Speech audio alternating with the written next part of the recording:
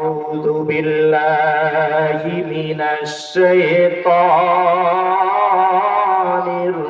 الرجيم بسم الله الرحمن الرحيم إنا أنزلناه في ليلة مباركة إنا كنا منذرين قال الله تعالى يا أيها الذين آمنوا اتقوا الله حق تقاته ولا تموتن إلا وأنتم مسلمون يا أيها الذين آمنوا صلوا عليه وسلموا تسليما اللهم صل على محمد وعلى آل محمد كما صليت على إبراهيم وعلى آل إبراهيم إنك حميد مجيد اللهم بارك على محمد وعلى آل محمد كما باركت على إبراهيم وعلى آل إبراهيم إنك حميد مجيد সুপ্রিয় উপস্থিতি আল্লাহ সুবহানাহু ওয়া তাআলার দরবারে ইলাহিতে অসংখ্য শুকরিয়া তো সুজুদ যে মহান রব্বে কারীম আল্লাহ সুবহানাহু ওয়া তাআলা তার অসংখ্য অগণিত বান্দাদের ভিতর থেকে মধ্য থেকে কাটাই ছাটাই বাছাই করে আদর করে স্নেহ করে মায়া করে দয়া করে ভালোবেসে পবিত্র তাফসীরুল কোরআন মাহফিলে আসার মতো বসার মতো তৌফিক দিলেন। আপনারা বলেন তো দেখি, আপনারা এসেছেন না আল্লাহ নিয়ে এসেছে? সবাই বলেন, মুখ খুলে বলেন, আল্লাহ নিয়ে এসেছেন আপনারা এসেছেন? আল্লাহ যদি নিয়ে এসে থাকে ওই রব্বে কারীম আল্লাহ পাক রব্বুল আলামিনের দরবারে অন্তরের অন্তরস্থল থেকে মন প্রাণ উজাড় করে দিয়ে শুকরিয়া জানান। আল্লাহ বলেন, সকলে মুখ খুলে বলেন আলহামদুলিল্লাহ। লক্ষ কোটিবার শত সহস্র দুরূদ ও সালাম মানবতার মুক্তির দিশারি নবীকুল শিরোমণি সাইয়্যিদুল মুরসালিন খাতামুন নবিয়্যিন সকলে বলে সাল্লাল্লাহু আলাইহি ওয়াসাল্লাম। সুপ্রিয় উপস্থিতি, আল্লাহ পাক রব্বুল আলামিন আমাদেরকে অত্যন্ত ভালোবাসেন, অত্যন্ত মহব্বত করেন, অত্যন্ত দয়া করেন। সেই কারণে তিনি দয়ার পরশ হয়ে পৃথিবীর বুকে বিচরণের ক্ষেত্রে মানুষ কত ধরনের কত প্রকারের পাপের মধ্যে নিজের জীবনকে নিমজ্জিত করে ফেলে, জীবন তড়ায় দেয় পাপের মধ্যে। আমরা যেমনি ভাবে পাপ করতে ভালোবাসি, আবার রব্বে কারীম আল্লাহ ক্ষমা করতে ভালোবাসে। আমাদের যেমন পাপ করতে মজা লাগে, অন্যায় করতে মজা লাগে, গুনাহ করতে মজা লাগে, আমার আল্লাহ বলে আমার কুদরতি বান্দার ঠোঁটের দিকে আমি তাকায়া থাকি, কখন বান্দা হাত উঠায় বলে আল্লাহুম্মা গফির লাহু, আল্লাহ তুমি আমাকে মাফ করো, আল্লাহ পাক বলে ওই বান্দার মাফ চাইতে দেরি, ক্ষমা চাইতে দেরি, আমি রব্বে কারীম মাফ করতে দেরি করি না। শুধুমাত্র আমি আল্লাহ পাক রব্বুল আলামিন মাফ করি না তা না, বরং ওই ব্যক্তি যে পাপ করেছে, যে গুনাহ করেছে, যে অন্যায় করেছে, অন্যায়কে আমি আল্লাহ পাক রব্বুল আলামিন যেই পরিমাণ পাপ করেছিল ওই পরিমাণ নেক দ্বারা আমি আল্লাহ পাক ভরপুর করে দিই। সুবহানাল্লাহ। কখন ভরপুর করে দিই? যখন দিনের মজমা হয়, কোরআনের আলোচনা হয়, কোরআনের মাহফিল হয়। কোরআনের কথা, দিনের কথা সবার কানে ভালো লাগবে না বাবা, সবার অন্তরে ভালো লাগবে না বাবা। কারণ এই কোরআন আল্লাহ রাসূল সাল্লাল্লাহু আলাইহি ওয়াসাল্লামের উপরে যখন নাজিল হয়েছিল, আবু জেহেলও ছিল, আবু বকরও ছিল। আবু জেহেল শুনেছিল এক কোরআন, এই কোরআন শোনার কারণে আবু জেহেলের শয়তানি বেড়ে গিয়েছিল। সেই কোরআনই আবু বকর শুনেছিল, আবু বকরের ঈমান বেড়েছিল। সেই কোরআনই উমর শুনেছিল, উমরের ঈমান বেড়ে গিয়েছিল। আপনি যদি উমর হয়ে আবু বকর হয়ে, উসমান হয়ে, আলী হয়ে, তালহা হয়ে, জুবায়ের হয়ে যদি কোরআন শুনতে পারেন, আপনি আল্লাহ পাক রব্বুল আলামিনের জান্নাতের মেহমান হয়ে যাবেন। আর যদি মুনাফিকীদের নিয়ে, মুনাফিকের হৃদয় নিয়ে যদি কোরআন শোনার কোন আকাঙ্ক্ষা, ইচ্ছা, পোষণ যদি অন্তরকরণে জাগ্রত করেন, ইমানের সিটে ফুটা তো পাবেন না, বরং লাগানতের দড়ি গলায় চলে যাবে। নাউজুবিল্লাহ। সামি'না ওয়া আতা'না, কোরআন শ্রবণ করবেন মানার নিয়তে, বলছেন কি আল্লাহ। এজন্য সুপ্রিয় উপস্থিতি, আপনারা সকলেই আমার চেনেন, জানেন কম বেশি। আমি হয়তো আপনাদেরকে সেইভাবে গজল শোনাতে পারবো না, সুর দিয়ে আপনাদের সুর শোনাতে পারবো না, তবে হ্যাঁ, আমি এতটুকু করতে পারবো আল্লাহ পাকের দয়ায়, আপনাদের দোয়ায়, যে আজকে পবিত্র শবে বরাত, এই শবে বরাত সম্পর্কিত কিছু তথ্য, শবে বরাতে কতগুলি শিক্ষা আছে, শবে বরাত কাকে বলে, কোরআন সুন্নাহ মাফিক শবে বরাত কিভাবে আছে, কোথায় আছে, কতটুকু পালনীয়, কতটুকু বর্জনীয়, কিভাবে করতে হবে, এই বিষয়ে আমার কলিজার টুকরা ভাইদের কিন্তু অবগত করতে পারবো। এইটাই হলো আজকের আলোচনার বিষয়। সুপ্রিয় উপস্থিতি, আপনারা কি ধৈর্য হারা হবেন নাকি? জোরে কথা বলেন, ধৈর্য হারা হবেন নাকি? এই কোরআন শুনতে মনে চাই না কার কার? দুহাত তুলে দেখান। 1 2 3 4 5 6 7 8 9 10, এই 10 জনের শুনতে মনে চাই না? হ্যাঁ, শুনতে মনে চাই কার কার? দুহাত তুলে দেখান। আল্লাহু আকবার। আল্লাহ আমার কলিজার টুকরা ভাইদেরকে কবুল করুন, বলেন আল্লাহুম্মা আমিন। হাত নামান। যেই হাত আল্লাহর দরবারে উঠাইছেন, এই হাত দেখেছে কে? জোরে বলেন কে? আল্লাহ। ফেরেশতারা লিখে ফেলেছে, এই হাতখানা কবুল হয়ে গিয়েছে। এখন আল্লাহর দরবারে হাত উঠিয়ে ওয়াদা করেছেন, কোরআন শুনতে আপনার ভালো লাগবে, মজা লাগবে, আনন্দ লাগবে। এখন যদি ওয়াদার খিলাফ কোনো ব্যক্তি করে, তাহলে সে আর মুসলমান থাকে না, সে মুনাফিক হয়ে যায়। কথা আমার না, রাসূল সাল্লাল্লাহু আলাইহি ওয়াসাল্লামের। এখন যে হাত আল্লাহর কাছে উঠাইছেন, এই হাত উঠানোর পরেও যদি এখান থেকে উঠে যান, তাহলে আর ওই কাতারে থাকলেন না, থাকলেন হলো মুনাফিকের কাতারে। এখন হাত উঠাইছেন কোরআন শোনার জন্য, এখন যদি এই মঞ্চ থেকে উঠে যান, 1 নম্বর 2 নম্বর সেটা আলাদা কথা। কারণ এই মঞ্চ থেকে উঠে গেলে আল্লাহর কাছে ওয়াদা করেছেন, আল্লাহ তোমার কোরআন শুনতে চাই, কোরআন শুনতে ভালো লাগবে, উঠলেই কিন্তু ওই কাতারে চলে যাবে। এখন দেখবেন কার পাশের থেকে ওঠে, বুঝবেন যে ওইটা ওই কাতারের লোক। আর যদি না ওঠে, বুঝবেন ছাত্রা মুমিন মুত্তাকিন। সুবহানাল্লাহ। আসুন, আল্লাহ পাক রব্বুল আলামিন কোরআনে কারীমের মধ্যে ইরশাদ করছেন, ইন্না আনজালনাহু ফি লাইলাতিন মুবারাকাতিন ইন্না কুন্না মুনসিরিন। আজকে আলোচ্য বিষয় হলো শবে বরাত সম্পর্কে। প্রথমেই বলেছি, শবে বরাত নিয়ে আমাদের সমাজে, আমাদের দেশে কিছু ভুল বোঝাবুঝি আছে। একদল বলে শবে বরাত বলতে কিছুই কোরআন হাদিসে নাই, আর একদল শবে বরাত নিয়ে বিভিন্ন বাড়াবাড়ি করে। কিন্তু কোরআন হাদিসে কি বলে? শবে বরাতে আমরা ওইভাবেই আমল করব, শবে বরাতে আমরা ওইভাবে চলবো যেইভাবে রাসূল সাল্লাল্লাহু আলাইহি ওয়াসাল্লাম হাদিসের মধ্যে বলেছেন। সুবহানাল্লাহ।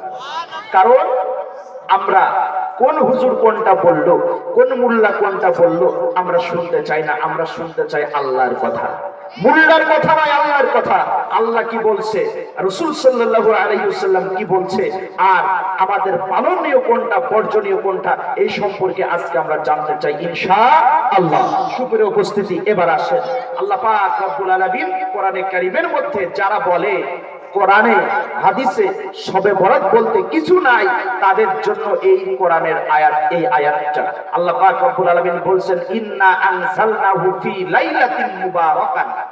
শবে বরাত শব্দটি, শবে বরাত সব শব্দের অর্থ হলো রাত বা রজনী।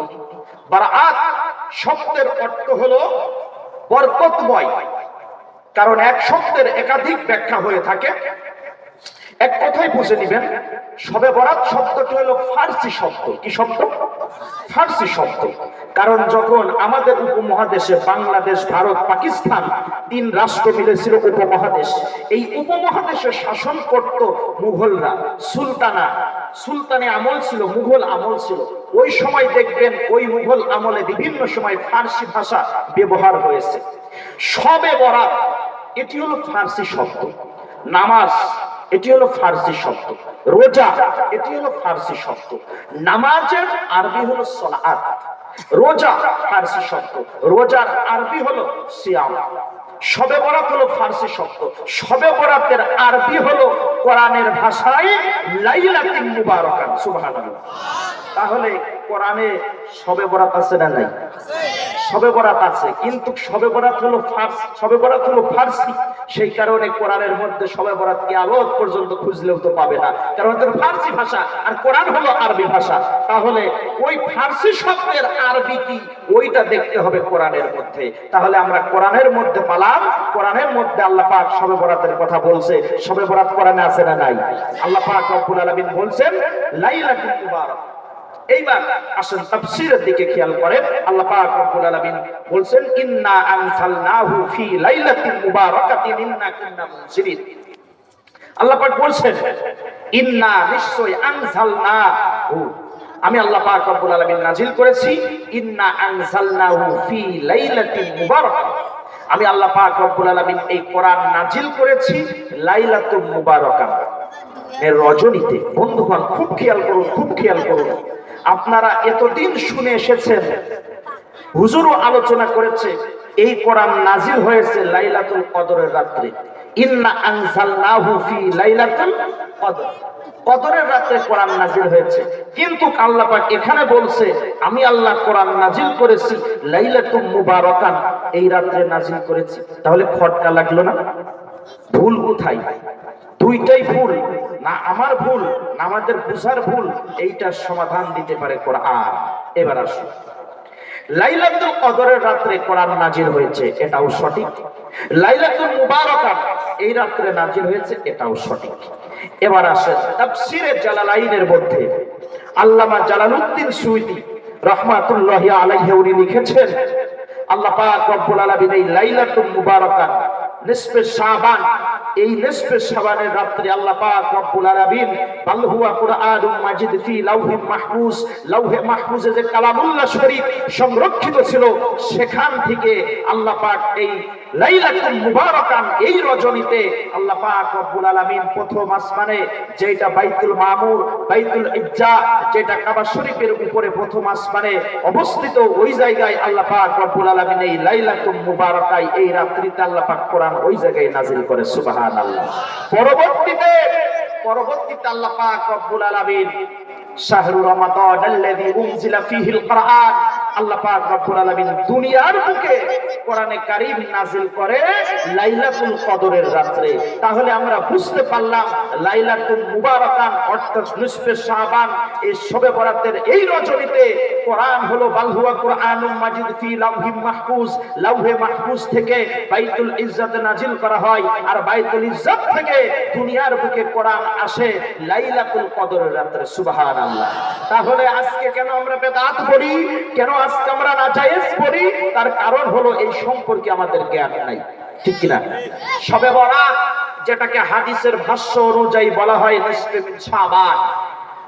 হযরত আলী রাদিয়াল্লাহু তাআলা আনহু থেকে হাদিস এসেছে, আর আলী ইবনে আবি তালিব রাদিয়াল্লাহু তাআলা আনহু قال قال رسول الله صلى الله عليه وسلم اذا كانت ليله النصف من شعبان فقوموا ليلها وصوموا نهارها فان الله ينزل فيها لغروب الشمس الى سماع الدنيا فيقول الله من مستغفرين فاغفر له على مسترزقون فارزقه على مبتلان فضعوا فيها على كذا حتى يطلع। সহিহ হাদিস।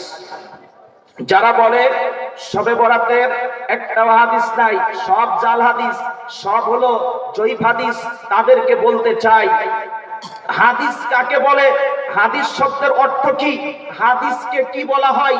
হাদিস এই শব্দটি গঠন হয় চারটা শব্দের সমন্বয়ে। কয়টা শব্দের? কষ্ট আছে বাবাজি? কোরআনের খেদমত, হাদিসের খেদমত সুরসার দিতে পারবো না, তবে কিছু কাটা কাটা কথা, যেগুলো তথ্য বিষয়ক কথা, যে কথাগুলো আপনার ভিতরে নিতে হবে, তাহলে আপনার জন্য দুনিয়াতে চলতে সহজ হবে, আর দুনিয়াতে চলতে সহজ হলে জান্নাত আল্লাহ পাক আপনার জন্য সহজ করে দেবে। কিছু শিখেন, শেখার জন্য আমার ভাইয়েরা আজকের মজমা করেছেন, কোরআনের বাগিচা দিয়েছেন, যে যাতে করে যারা জানে না তারা যাতে জানতে পারে, যারা বোঝে না তারা যাতে বুঝতে পারে, যারা অবগত নয় তারা যেন জ্ঞাত হতে পারে। সেই কারণে আজকে কোরআনের মজবা, বলেন না সুবহানাল্লাহ।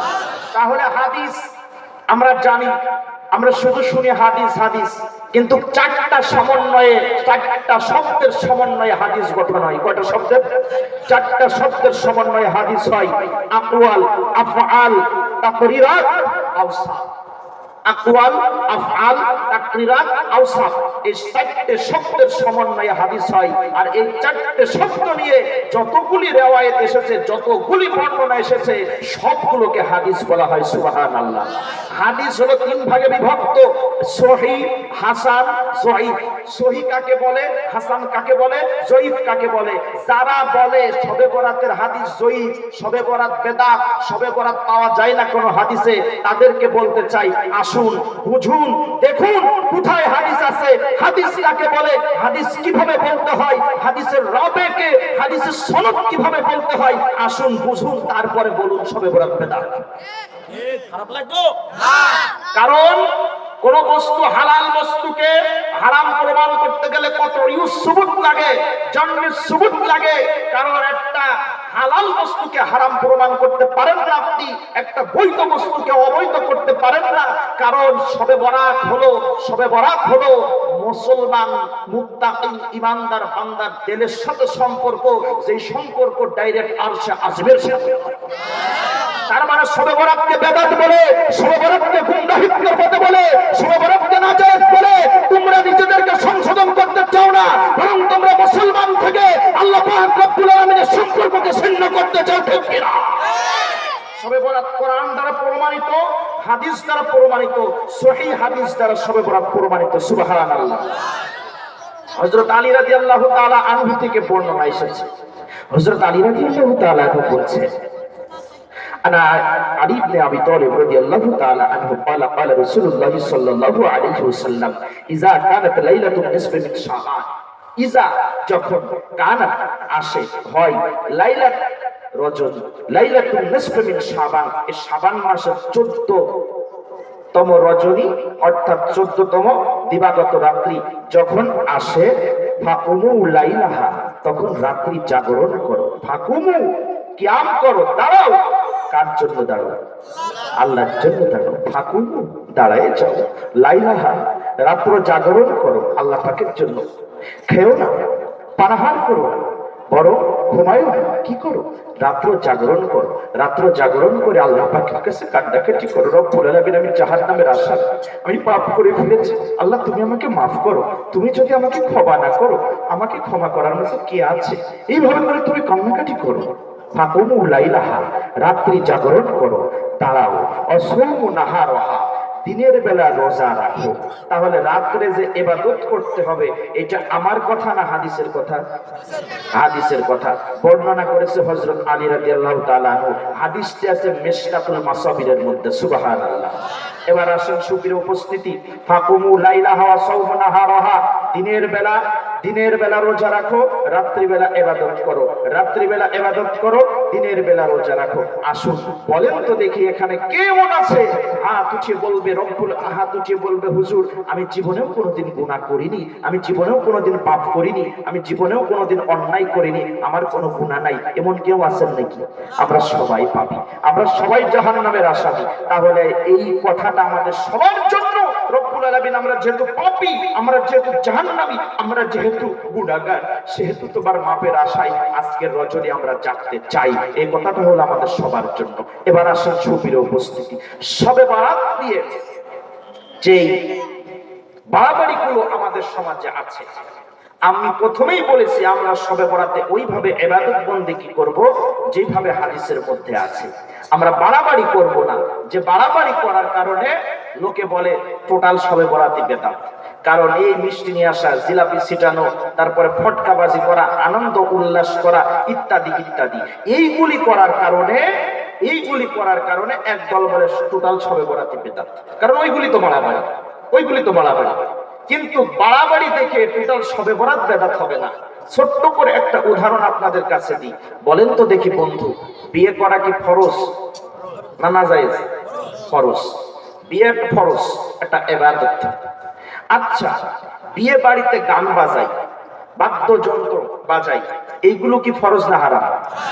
তাহলে বিয়ে বাড়িতে যদি গান বাজাই, সেই কারণে যদি বিয়ে যদি নাজায়েজ হয়, বিয়ে কি কোনো সময় নাজায়েজ হয়নি? বিয়ে বাড়িতে গান বাজনা তো হয় না, তাই বলে কি বিয়ে নাজায়েজ হয় নাকি? বিয়ে তো ফরজই ঠিকই থাকে, কিন্তু গান বাজনা তো হারাম। ঠিক বিয়ে বাড়িতে যেমনি ভাবে বিয়ে ঠিকই থাকে, গান বাজনা হারাম, ঠিক তদ্রুপ ভাবে সবে বরাতই থাকে, সবে বরাতে ওই সমস্ত বাড়াবাড়ি হারাম। গান বাজনার জন্য তার মূল বিয়ে নষ্ট হয় না, গান বাজনার জন্য তো মূল বিয়ের কোনো ক্ষতি হয় না। বিয়ে তো বিয়ে ঠিকই থাকে, বিয়ে তো বিয়ে ফরজই থাকে, কিন্তু গান বাজনা যেমনি হারাম, ঠিক সবে বরাত তো সবে বরাতই থাকবে। সবে বরাতে ওই ধরনের বাড়াবাড়ি করা বেদাত হতে পারে, সবে বরাত বেদাত না। সুপ্রিয় উপস্থিতি, এবার আসুন, আমরা গুনাহগার, আল্লাহর দরবারে কাঠগড়ার আশাবি আমরা।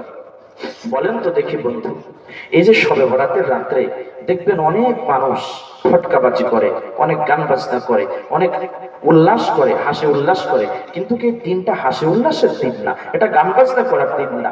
এইটা হলো রব্বে করিম আল্লাহ পাক আর বান্দার সাথে একটা সম্পর্ক সৃষ্টি করার রজনী। সুবহানাল্লাহ। এমন ভাবে সম্পর্ক সৃষ্টি করো, যে সম্পর্ক সৃষ্টি করতে দেরি আল্লাহ পাক রব্বুল আলামিনের গায়বী মওদুদ দ্বারা তোমার কাছে সাহায্য আসতে দেরি হবে না। তুমি শুধু আল্লাহ পাকের কাছে হাত উঠাবা, আল্লাহ পাক রব্বুল আলামিন আসমান থেকে তোমার জন্য সাহায্য করবে। সুবহানাল্লাহ। তুমি যদি আল্লাহ পাকের হয়ে যাও, পারস্যের কবি শেখ সাদি রহমাতুল্লাহি আলাইহি বলছে, মান্না গুনজাম দার জামিউ আসিমা লেকি গুনজাম দার কুলুবে মুমিনা। মান্না গুনজাম দার জামিউ আসিমা, যেই ব্যক্তি আল্লাহ তাআলার জন্য হয়ে যায়, আসমান আর জমিনের মাঝখানে যা কিছু আছে ওই ব্যক্তির গোলাম হয়ে যায়। কোন ব্যক্তির গোলাম হয়ে যায়? লেকি গুনজাম দার কুলুবে মুমিনা, ওই মুমিন ব্যক্তির গোলাম হয়ে যায়, যেই মুমিন ব্যক্তি সম্পর্ক ডাইরেক্ট আল্লাহ তাআলার সাথে। সুবহানাল্লাহ। এই জন্য আল্লাহ তাআলার সাথে সম্পর্ক সৃষ্টি করার অন্যতম রজনী হলো লাইলাতুল বরাত, অর্থাৎ শবে বরাতের এই রজনী। এবার আসুন সুপ্রিয় উপস্থিতি, আমরা সবাই আল্লাহর দরবারের আসামি। কাঠগড়ায় কোন আসামি, মার্ডার কেসের কোন আসামি কাঠগড়াতে দাঁড় করিয়েছে জজ সাহেব, কাঠগড়ায় দাঁড়ায় যদি জজ সাহেবের সঙ্গে বেয়াদবি করে, কাঠগড়ায় দাঁড়ায় যদি জজ সাহেবের সঙ্গে আদবের খিলাফ কোনো কাজ করে, জজ সাহেব কি তার খালাস দিবে নাকি? খালাস দিবে না। জজ সাহেব তার প্রয়োজনে জজ সাহেব তার ফাঁসি দিয়ে দিবে। সুপ্রিয় উপস্থিতি, এই জন্য আমরা এই রাত্রিতে আল্লাহর দরবারে জাহান্নামের আসামি, এই রাত্রিতে আমরা কোনো নাজায়েজ কাজের মধ্যে লিপ্ত হতে চাই না।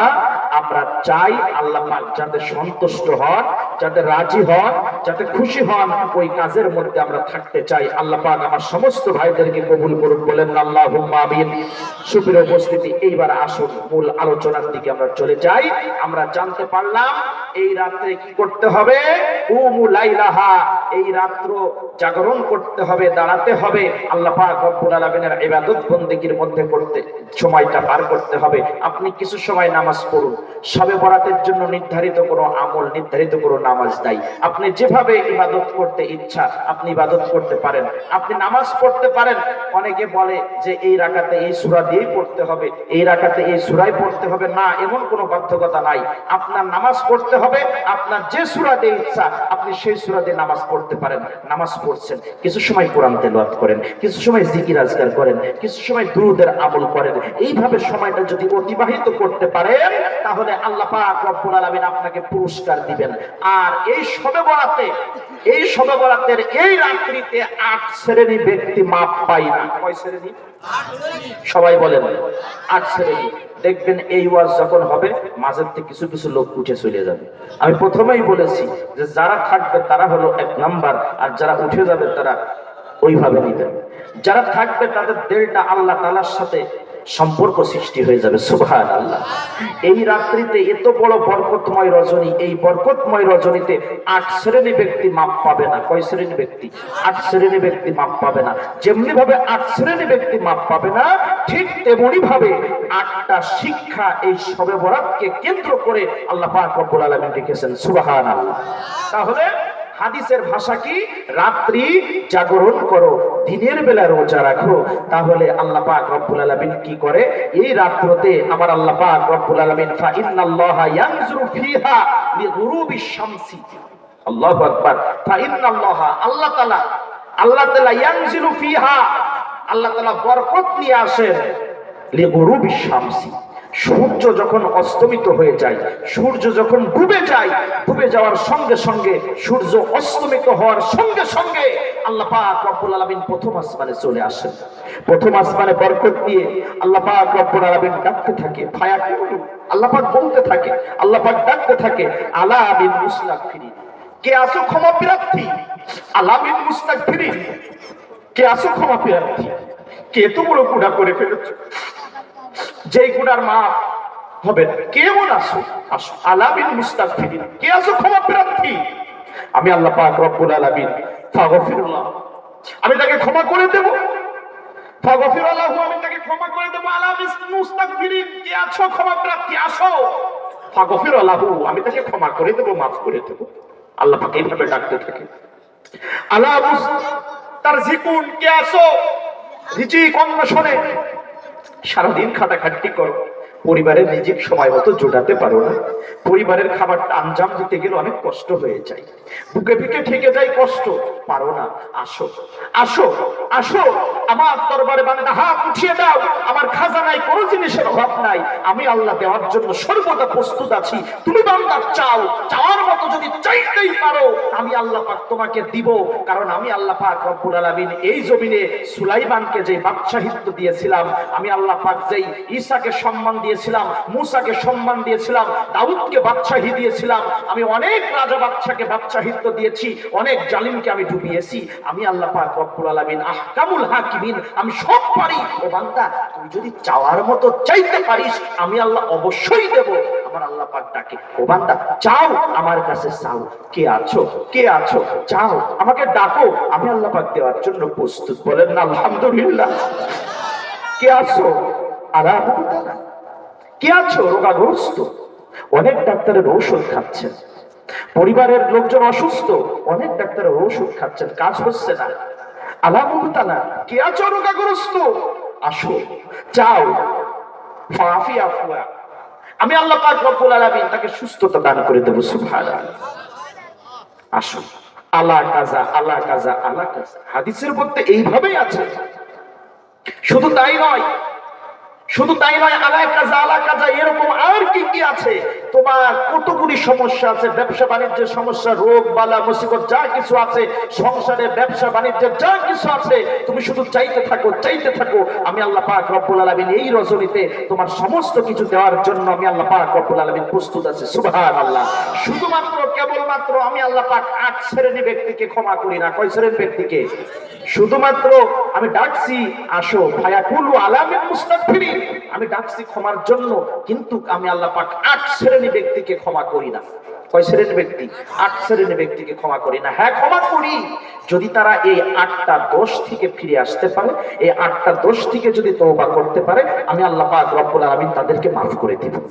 এত বড় বরকতময় রজনী, যেই বরকতময় রজনীতে আল্লাহ পাক স্বয়ং ডাকছে, ফায়াকুলু, আসো, আমি আল্লাহ পাক মাফ করবো, আমি আল্লাহ পাক তোমার সমস্ত কথা শুনবো, তোমার মনোবাসনা পূর্ণ করবো, মনস্কামনা পূর্ণ করবো, তুমি আমার দ্বারস্থ হও, আমার স্বয়ং আমি আল্লাহ পাক সব তোমার কবুল করে নেব, সব মাফ করে দেব।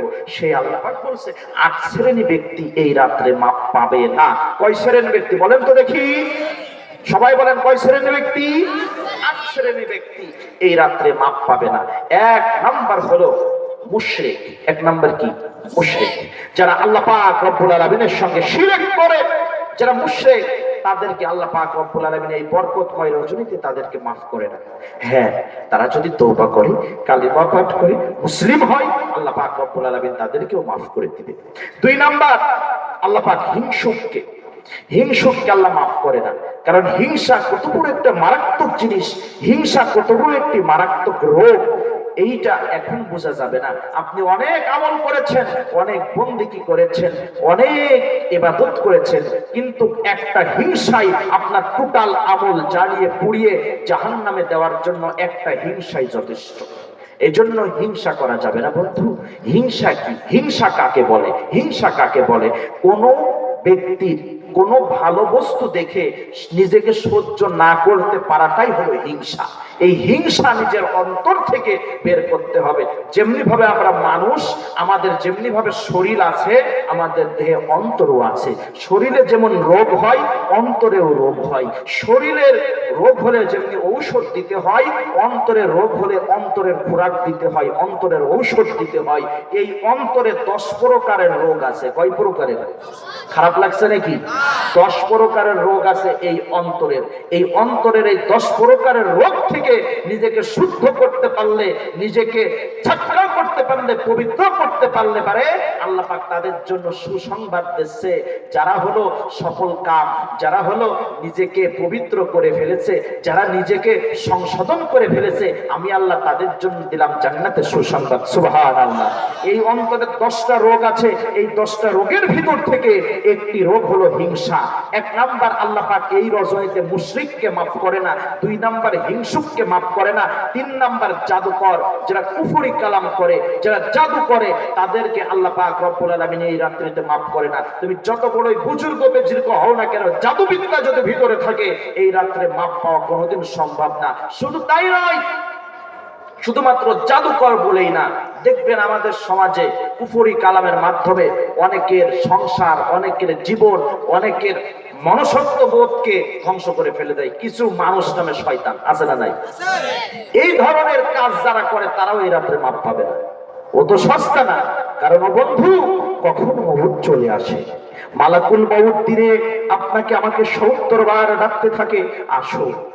তোমার কখন আল্লাহ পাক অর্ডার করার, কখন তোমার জান কবজ করে দেব, 70 বার ডাকতে থাকে। অতএব দুনিয়ার চিন্তা, দুনিয়ার ফিকির, দুনিয়ার অন্যায়, দুনিয়ার গীবত, দুনিয়ার হিংসা, দুনিয়ার ফাসাদ বাদ দিয়ে দেন, পিছনে ফেলে দেন। আল্লাহর ভয় অন্তর করে জাগ্রত করেন, সোনার টুকরা মানুষে পরিণত হয়ে যান। তাহলে 3 নাম্বার, জাদুকর যারা, তাদেরকে আল্লাহ মাফ করে না। 4 নাম্বার, সুদখোর যারা সুদ খায়, তাদেরকে আল্লাহ পাক রব্বুল আলামিন মাফ করেন না। 5 নাম্বার, মদখোর যারা মদ খায়, এদেরকে আল্লাহ পাক রব্বুল আলামিন এই রাত্রে মাফ করেন না। 6 নাম্বার, পিতামাতার অবাধ্য সন্তান, যারা পিতামাতাকে গালি দেয়, পিতামাতার অবাধ্য হয়, পিতামাতার সঙ্গে অসৎ আচরণ করে, অপব্যবহার করে, পিতামাতার কথা যারা শোনে না, তাদেরকে আল্লাহ পাক এই রাত্রে মাফ করে না। যদি এই ধরনের কোন সন্তান থেকে থাকেন, আপনার 2টা পায়ে আর 2টা হাত দিয়ে দিলাম, কোরআন শরীফ এখানে আছে। আজকে এই যে মায়ের 2টা পা জড়ায় ধরবেন, মা যদি জীবিত থাকে, বাবার 2টা পা জড়ায় ধরবেন, ধরে বলবেন, আমাকে মাফ করে দাও। যদি আমাকে মাফ না করো, তোমার 2টা পা ছাড়বো না। আল্লাহ রাসূল সাল্লাল্লাহু আলাইহি ওয়াসাল্লাম বলেন, মায়ের কদম তলে, মায়ের পায়ের নিচে সন্তানের বেহেশত। আল্লাহ পাক রব্বুল আলামিন 2টা পাপের শাস্তি দুনিয়াতে দেয়। একটা হলো আয-যুলমু যুলমান, একটা হলো জুলুম করলে জুলুমের শাস্তি দুনিয়াতে দেয়। 2 নাম্বার হলো পিতামাতার সঙ্গে অবাধ্য হলে, পিতামাতার সঙ্গে অসৎ ব্যবহার করলে ওই সন্তানের শাস্তি আল্লাহ দুনিয়াতেই দেয়। আর এক হাদিসের মধ্যে আসছে, আল্লাহ পাক 7 শ্রেণীর ব্যক্তির দিকে কিয়ামতের দিন আল্লাহ পাকের কুদরতি দৃষ্টি দেবেন না। এর ভিতর থেকে 1 শ্রেণীর ব্যক্তি হলো যারা পিতামাতার অবাধ্য সন্তান। নাউজুবিল্লাহ। এই জন্য আমার কলিজার টুকরা ভাইরা, যদি পিতামাতার সঙ্গে অসৎ ব্যবহার হয়ে যায়, পিতামাতা যদি আপনার আমার ব্যবহারে কষ্ট পেয়ে যায়, ধরে যান, পিতামাতার কদমটা ধরে মাপ চান, আমাকে মাফ করে দাও। কারণ আপনাকে আমাকে গর্ভে রাখতে যে কত কষ্ট হয়েছে মা, সেটা একমাত্র মাই জানে। দুনিয়ার কোনো মানুষকে বলে বোঝানো যাবে না। মায়ের গর্ভধারণে যে কত কষ্ট হয়েছে। 10 মাস 10 দিন আমরা গর্ভের ভিতরে থেকেছি। বর্তমান বিজ্ঞান রিসার্চ করে বলছেন, এই মাত্র 10 মাস 10 দিনের মধ্যে একটা সন্তান 1700 বার মায়ের কলিজার মধ্যে লাথি মারে। সন্তানের মাথাটা থাকে নিচের দিকে, পাটা থাকে মায়ের কলিজার দিকে। যখনই সন্তান নড়াচড়া করে, মায়ের কলিজার মধ্যে ধাক্কা দেয়, মায়ের কলিজার মধ্যে লাথি দেয়। দেখবেন গর্ভবতী মা যারা আছে, তারা অসুস্থ হয়ে যায়, কারণ তাদের ব্যথার কথা কারোর কাছে বলতে পারে না। আমার মা বোনেরা এখানে আছে, আবার কলিজার টুকরা মা বোনেরা এখানে আছে, তারা হয়তো মুহাম্মদ সাল্লাল্লাহু আলাইহি ওয়াসাল্লামের জননী নয়, তারা হয়তো বড় পীর আব্দুল কাদের জিলানীর জননী নয়, তারা হয়তো খাজা মঈনুদ্দিন চিশতির জননী নয়, তারা হয়তো আম্বিয়া আলাইহিস সালাতু সালামের জননী নয়, কিন্তু তাদের যেই জননী ছিল তাদেরই জাতে মা তারা, ঠিক না? আল্লাহ পাক রব্বুল আলামিন সবাইকে বোঝার মতো তৌফিক দিক। যে কথাখানা বলতেছিলাম আমার কলিজার টুকরা ভাইদের সম্পর্কে, সন্তান যখন মায়ের গর্ভের মধ্যে 10 মাস 10 দিন মায়ের উদরে যখন থাকে, পাটা থাকে কলিজার দিকে। 10 মাস 10 দিনের মধ্যে আপনি আমি মায়ের কলিজার মধ্যে বর্তমান বিজ্ঞান বলছেন 1700 বার লাথি দেয়। স্পেশাল ভাবে 4টা লাথি সন্তান যখন ভূমিষ্ঠ হয় দুনিয়াতে, মায়ের কলিজার মধ্যে 10টা লাথি দিয়ে দুনিয়াতে সন্তান আসে। প্রথম লাথি যখন মায়ের কলিজার মধ্যে সন্তান দিয়া দেয়, মা তখন চিৎকার দিয়ে জমিনের মধ্যে পড়ে যায়। দ্বিতীয় লাথি যখন সন্তান মায়ের কলিজার মধ্যে দিয়ে দেয়, মা তখন হিতাহিত জ্ঞান হারায় ফেলে। তৃতীয় লাথি যখন সন্তান দিয়ে দেয়, মায়ের প্রসাব ভেতরে শুরু হয়ে যায়, মায়ের রক্ত শুরু হয়ে যায়। চতুর্থ লাথি দিয়ে আপনি দুনিয়ার মধ্যে চলে আসছেন। এত কষ্ট যিনি সহ্য করলো আপনার আমার জলদুঘিলি মা, এই মাকে অসম্মান করবেন না, এই মাকে গালি দিবেন না, এই মাকে বোকা দিবেন না। মা বাবার সঙ্গে অসৎ ব্যবহার করলে আল্লাহ পাকের আরশ কেঁপে যায়। এই জন্য আমরা পিতামাতার অবাধ্য সন্তান হতে চাই না, আমরা পিতামাতার ভালোবাসার সন্তান হতে চাই। বলেন না আল্লাহুম্মা আমিন। 7 নাম্বার, যারা জুলুম করে, যারা কি করে? জুলুম করে। আর জুলুমাতু ইয়াউমুল কিয়ামা, জুলুম কিয়ামতের দিন ভীষণ অন্ধকার হয়ে দেখা দিবে। জুলুম করা যাবে না। আপনার ব্যক্তিগত থেকে শুরু করে নিয়ে রাষ্ট্রীয় পর্যন্ত আপনি লক্ষ্য করবেন, আপনার ব্যক্তিগত দ্বারা আপনি কাউকে জুলুম করছেন কিনা, আপনার পরিবারের কোনো লোককে জুলুম করছেন কিনা, অন্যায় করছেন কিনা, আপনার সমাজের কোনো ব্যক্তিকে আপনি জুলুম করছেন কিনা, আপনার আশপাশের কোনো মানুষকে জুলুম করছেন কিনা, আপনার দ্বারা কেউ কষ্ট পাচ্ছে কিনা, আপনার দ্বারা কেউ অসন্তুষ্ট হচ্ছে কিনা। যদি এই জালিম হয়ে যান তাহলে দুনিয়াতেও আপনার দুনিয়াও বরবাদ, আখিরাতও বরবাদ। তাহলে 7 নাম্বার আল্লাহ পাক রব্বুল আলামিন বলেন, যারা জুলুম তারা এই রজনীতে, তারা এই রাত্রে মাপ পাবে না। 8 নাম্বার তাকবুর নিসাই। কোথায়? তাকবুর নিসাই, যারা কাপড় পরিধান করে। আল্লাহ রাসূল সাল্লাল্লাহু আলাইহি ওয়াসাল্লাম বলেন, যারা তাকবুর নিসাই কাপড় পরিধান করে, অনেকে আছে তাকবুর নিসাই প্যান্ট পায়জামা লুঙ্গি চলে যায়, বর্তমান সময় সেটা স্টাইল হয়েছে, হয়নি?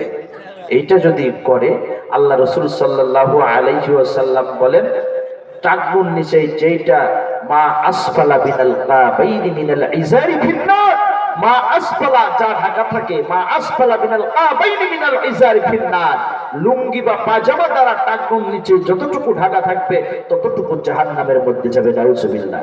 এই টাকনুর নিচে যারা পোশাক পরে, টাকনুর নিচে যারা কাপড় পরে, টাকনুর নিচে যারা লুঙ্গি পরে, পাজামা পরে, আল্লাহ পাক তাদেরকে রাত্রে মাফ করবেন না। ডাইরেক্ট হাদিস এসেছে, মা আসফালা বিনাল কাবাইনি মিনাল ইজারি ফিন্নার। এজন্য বন্ধুগণ, আজকে থেকে আমরা দৃঢ় প্রতিজ্ঞা করব, নিয়ত করব, দুনিয়াতে রব্বুল আলামিন যতদিন বাঁচবো এই টাকনুর নিচে কাপড় পরবো না। আল্লাহ দুনিয়াতে যতদিন বাঁচবো এই টাকনুর নিচে কোনোদিন পায়জামা বা লুঙ্গি দ্বারা ঢাকবো না। কারণ আল্লাহ পাক যদি আমাকে মাফ না করে, কারণ আমার এই অঙ্গটা যদি জাহান্নামের মধ্যে যায়, কারণ জাহান্নামের এক ফোঁটা আযাব আপনার আমার সহ্য করার মতো ক্ষমতা বাজার নাই। কারণ জাহান্নামের আগুন আল্লাহ পাক রব্বুল আলামিন এত তীব্র করবে, এত প্রখর করবেন, এত প্রজ্বলিত করবেন, জাহান্নামের আগুন জ্বালাতে থাকবে। ফেরেশতারা জাহান্নামের আগুন জ্বালাতেই থাকবে, জ্বালাইতেই থাকবে। জাহান্নামের আগুন জ্বালাইতে জ্বালাইতে যখন জাহান্নামের আগুনের রং হয়ে যাবে, জাহান্নামের আগুনের রং হয়ে যাবে লাল বর্ণের, ফেরেশতারা জিজ্ঞাসা করবে রব্বুল আলামিন, গুনাহগারদেরকে এখন কি জাহান্নামের মধ্যে দিব? আল্লাহ পাক বলবেন, না, জাহান্নামের আগুন আরো জ্বালাতে থাকো। জাহান্নামের আগুন আরো জ্বালাতে থাকবে। জাহান্নামের আগুন জ্বালাইতে জ্বালাইতে জাহান্নামের আগুন যখন নীল বর্ণের হয়ে যাবে, ফেরেশতারা জিজ্ঞাসা করবে রব্বুল আলামিন, এখন কি বান্দাদেরকে জাহান্নামের মধ্যে দিব? আল্লাহ পাক বলবেন, না, আমি দুনিয়াতে শবে বরাত দিয়েছিলাম, শবে মিরাজ দিয়েছিলাম, শবে কদরের রজনী দিয়েছিলাম। আমি বলেছিলাম, বান্দা ওঠো, ওঠো, ওযু করো, আমার ইবাদতের মধ্যে নিজের জীবন পরিচালনা করো, আবার আপন বান্দা হয়ে যাও। কিন্তু ওরা শুনিনি, ওরা তাগুতুশ শয়তান, শয়তানের গোলামি করেছে, শয়তানের ইবাদত করেছে।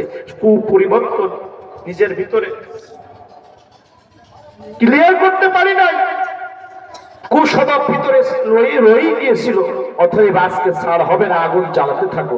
জাহান্নামের আগুন যখন জ্বালাইতে জ্বালাইতে নীল হয়ে যাবে, কালো হয়ে যাবে, আল্লাহ পাক রব্বুল আলামিন হুকুম দেবে, ওয়াসিকাল্লাযীনা কাফারু ইলা জাহান্নামা যুমারা, এখন এদেরকে জাহান্নামের মধ্যে নিক্ষেপ করো। ও বন্ধু, তখন গুনাহগারদেরকে জাহান্নামের মধ্যে নিক্ষেপ করা হবে, তখন গুনাহগারদেরকে জাহান্নামের মধ্যে ফেলে দেওয়া হবে। তখন গুনাহগারের কি অবস্থা হবে আপনি একটু নিজে ভাবুন। আপনি আমি যদি গুনাহগার হই, গুনাহগার হয়ে পাপিষ্ঠ হয়ে যদি কবরে যাই, আপনার আমার কপালে কি হবে, কি মুসিবত হবে, একটু বুঝার চেষ্টা করুন, একটু ভাবুন। এবার আসুন 9 নাম্বার, যারা গণক। কয় নাম্বার? কষ্ট হচ্ছে? 9 নাম্বার যারা গণক, সামনের দিকে সরে আসেন। আমি প্রথমেই বলেছি বাবা, যারা বসবে না তারা উঠে চলে যাবে, তারাই এখানে থাকবে। যাদের সাথে আল্লাহ পাকের সম্পর্ক সৃষ্টি হবে তারাই থাকবে। ও বন্ধু, দেখবেন মানুষের ধান উড়ায় গ্রামে, মানুষের ধান উড়ায়, বাতাসে যখন ধানটা ধরে তখন দেখবেন চিটা ধান, যেটা চিটা ধান বাতাসে উড়ে চলে যায়, আর দানা যেই ধান, ওই ধানটা কিন্তু নিচে পড়ে থাকে। থাকে না? থাকে না? দেখবেন গ্রামে থাকে। তাহলে কোরআনের বাতাস দিলে, কোরআনের বাতাস দিলে দেখবেন চিটে যারা, শয়তান আশপাশ থেকে ওয়াসওয়াসা দিবে, বিভিন্ন চাহিদা আপনার সামনে উপস্থাপন করবে, বিভিন্ন চাহিদা শয়তান আপনার সামনে উপস্থাপন করবে। এটা হচ্ছে, সেটা হচ্ছে, যাও যাও। কারণ শয়তান জানে এই কোরআনের কথা যদি ওই ব্যক্তি শোনে আর ওই ব্যক্তি যদি বুঝে ফেলে, তাহলে আমার উপরে সে জয়লাভ করে ফেলবে।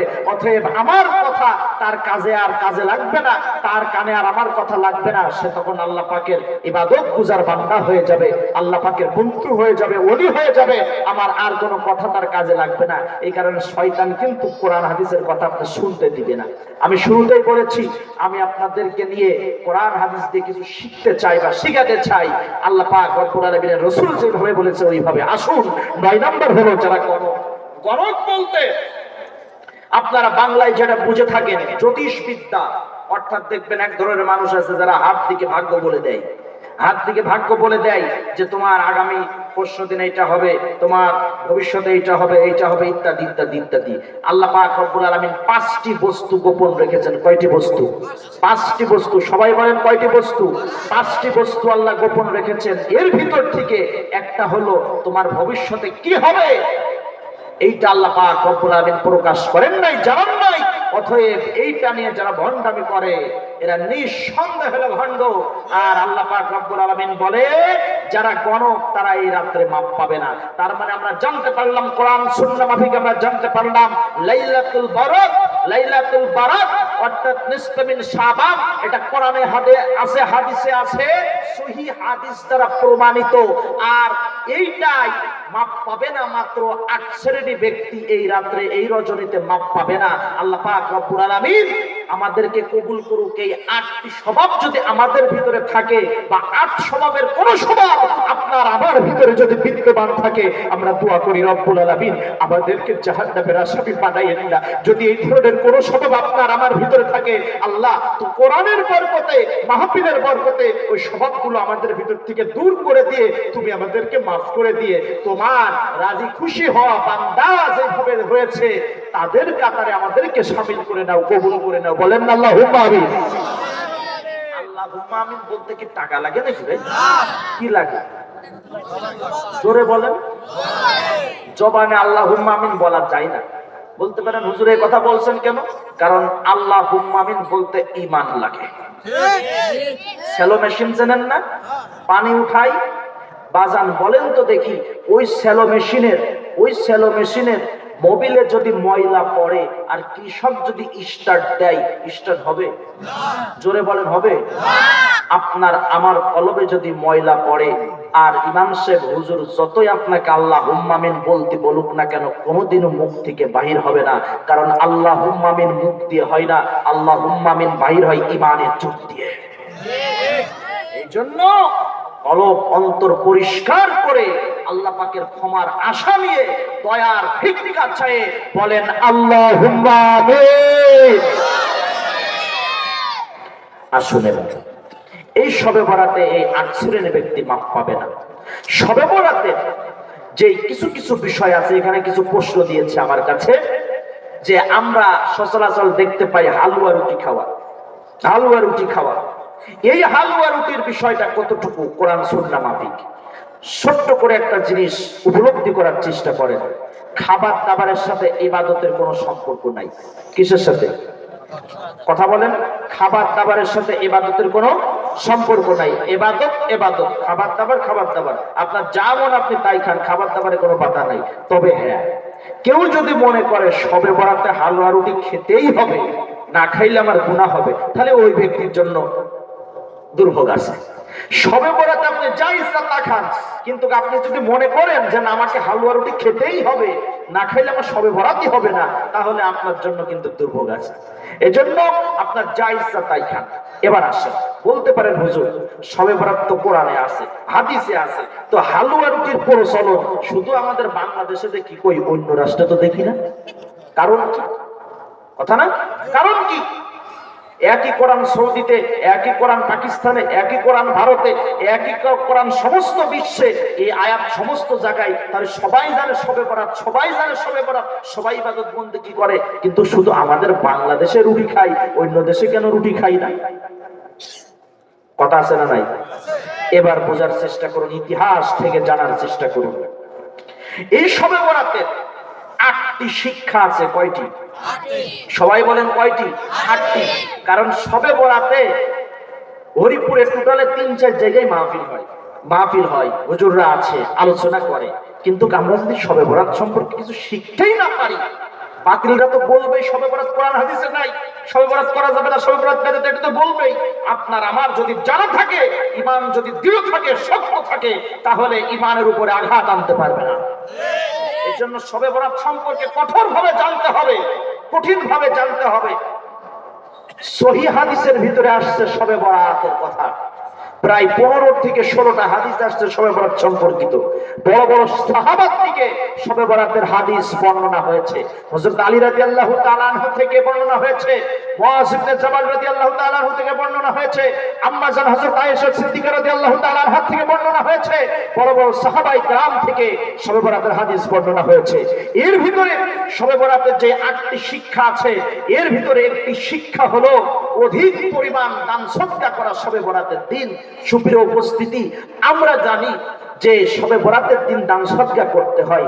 আমাদের এই দেশটা যখন উপমহাদেশ ছিল, বাংলাদেশ, ভারত, পাকিস্তান মিলে যখন উপমহাদেশ ছিল, এই দেশের শাসন করত মুঘল সাম্রাজ্য, মুঘল সম্রাটরা। ওই সময় মুঘলেরা তারা প্রতিনিয়ত রুটি খেত, এই শবে বরাতের দিন অন্য দিনের তুলনায় এই দিনে তারা অধিক পরিমাণ রুটি তৈরি করে। যেহেতু শবে বরাতের 8টি শিক্ষার ভিতরে একটি শিক্ষা হলো অধিক পরিমাণ দান সদকা করা, তাই তারা রুটি দান করত, এতিম মিসকিনের মধ্যে রুটি তারা সদকা করত। যখন 1947 সালে দেশ ভাগাভাগি হয়ে গেল, যখন মুঘল আমল চলে গেল, ব্রিটিশ আমল চলে গেল, নবাবী আমল চলে গেল, পাকিস্তান আমল চলে গেল, দেশ ভাগাভাগি হয়ে গেল, ওই সময় রুটির প্রচলনটা বাংলাদেশে থাকলো, পাকিস্তানে থাকলো, ভারতে থাকলো। এই 3 রাষ্ট্র ব্যতীত অন্য কোন রাষ্ট্রে রুটি হালুয়ার প্রচলন আপনি দেখবেন না। তার মানে রুটি হালুয়ার প্রচলনটা এইটা হলো কোরআন সুন্নাহ বা হাদিসের বা ইতিহাসের, বেশি দূরে যাওয়া লাগবে না, এটা হলো আমাদের উপমহাদেশের ইতিহাস। এজন্য রুটি হালুয়া এটা হলো কোরআন সুন্নাহর ভিতরে পাবেন না, কারণ এটা মুঘলরা ওই সময় চালু করেছিল। কোন কারণে চালু করেছিল? তারা প্রতিনিয়ত রুটি খেত, অন্য দিনের তুলনায় এই দিনে যেহেতু দান সদকা করার দিন, এই দিনে তারা অধিক পরিমাণ রুটি আর হালুয়া তৈরি করে তারা মানুষের মাঝে বিলি করত। সেই কারণে এই প্রচলনটা বাংলাদেশের মধ্যে আসছে। যারা বলে শবে বরাতে হালুয়া রুটি খাওয়া বেদাত, ওই বেদাত কাকে বলে? বেদাত কত প্রকার, বেদাতে সাইয়া, বেদাতে হাসানা, বেদাত কাকে বলে? বেদাত সম্পর্কে যাদের জ্ঞান নাই, বেদাত সম্পর্কে যারা জ্ঞাত নয়, তারা তো এই ধরনের কথা বলবেই। ইতিহাস সম্পর্কে যদি জানা থাকে, ইতিহাস কোনটা, হাদিস কোনটা, ফিকহ কোনটা, ইজমা কেস কাকে বলে, এইটা যদি পার্থক্য করার মতো যদি জ্ঞান না থাকে, তাহলে তো হবে না। হবে সুপ্রিয় উপস্থিতি। এই জন্য আসুন কথা এখানেই সমাপ্ত করে দেব।